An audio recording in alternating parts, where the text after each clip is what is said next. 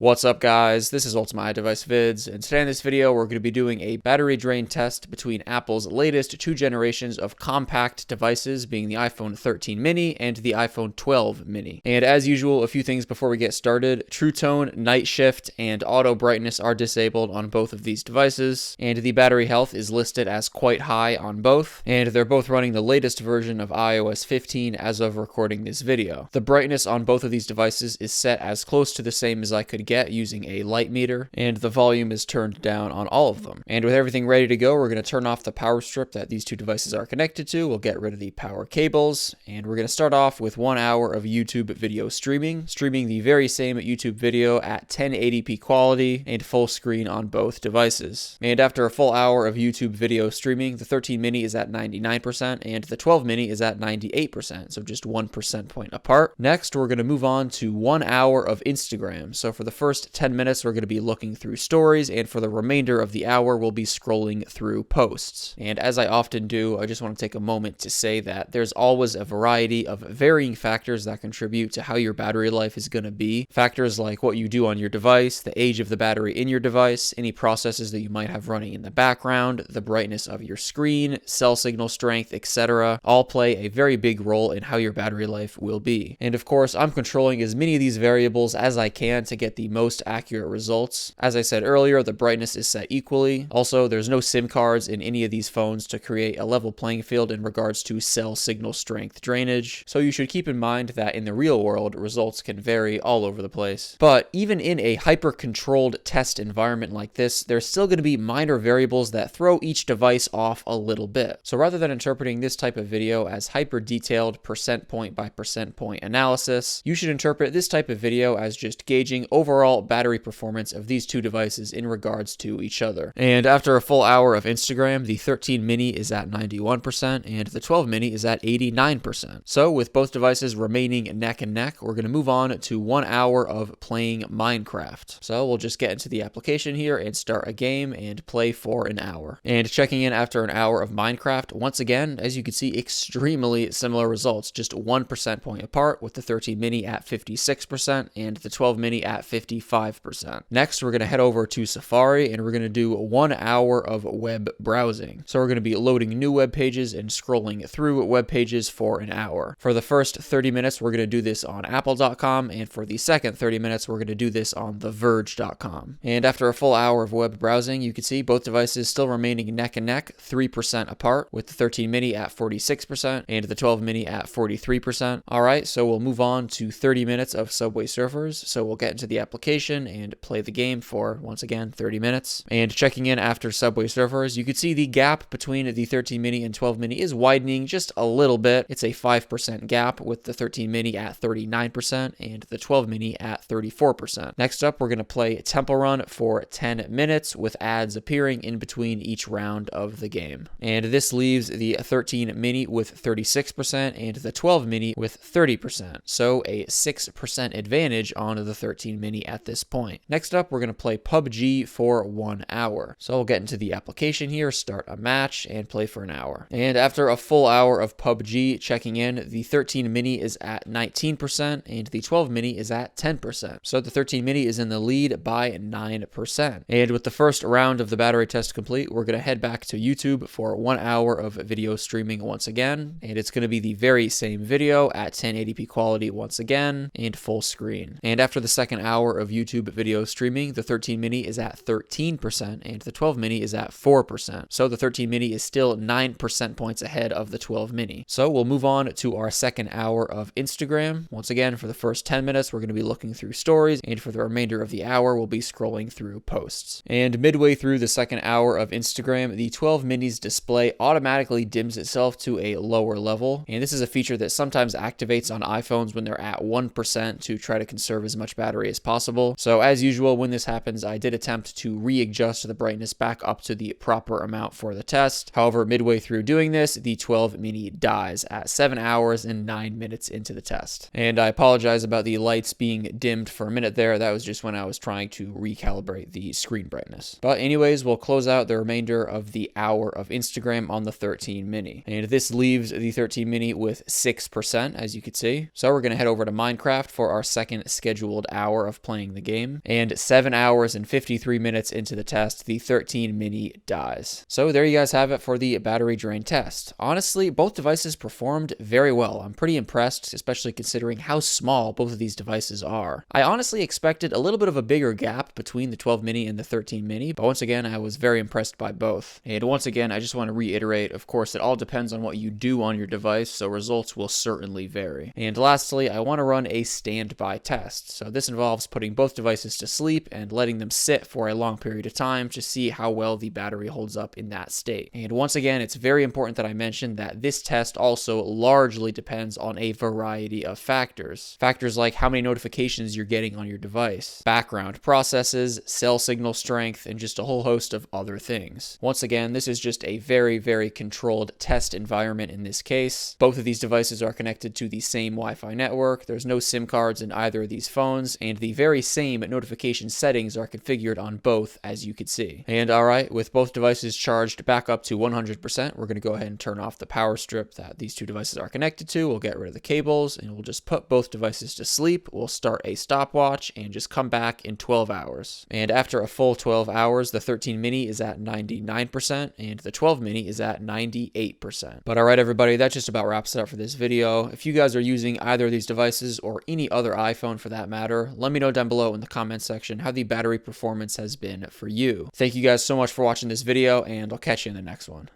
Peace out.